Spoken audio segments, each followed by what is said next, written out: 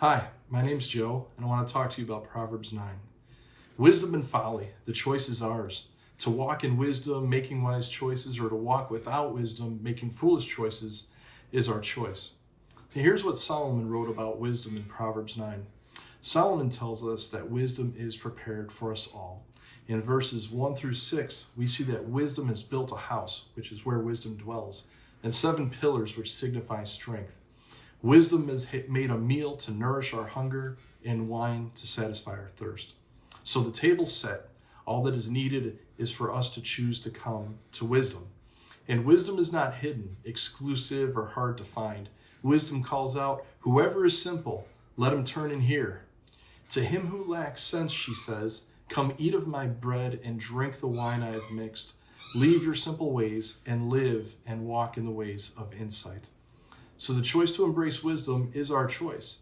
And what an important and transformational choice it is. And when we walk with Jesus, one of the gifts of the Spirit we get is wisdom. Who we are is transformed by the power of the Holy Spirit. Wisdom teaches us how to interact with people, and that interaction actually will protect our heart just as much as it sets an example for others to follow. So the Bible has many verses about being protected by wisdom, but here in verse 7 is some practical advice in this day and age of harmful, instantaneous, and very public retaliation. Whoever corrects a scoffer gets himself abused. In fact, one translation, it's written, "If you reason with an arrogant cynic, you'll get slapped in the face, confront bad behavior, and get a kick in the shins." But the wise offer different behavior. The wise gain even more wisdom and offer love to others. But correct the wise, and they will love you. Instruct the wise, and they will be even wiser. Teach the righteous, and they will learn even more. So here's a question. Do you feel loved, and are you growing wiser? Or are you getting abused and hurt? The choice in who you are becoming and who you walk with has consequences, but the choice is always yours.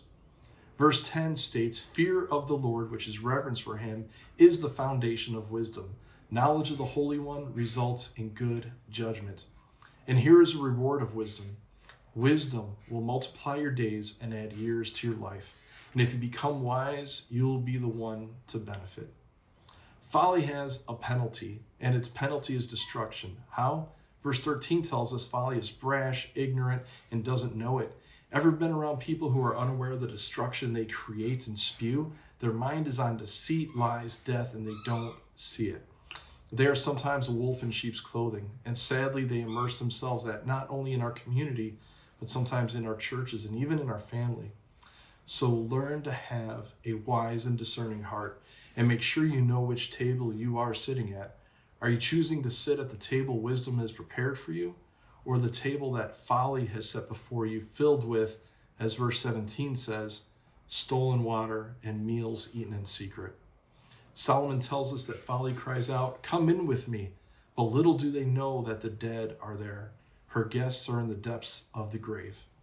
So ultimately, the way of folly has eternal consequences.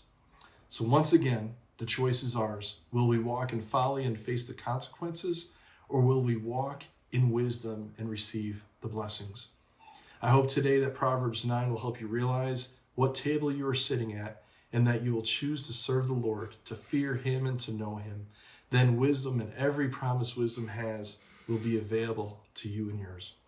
Thanks for listening. God bless you.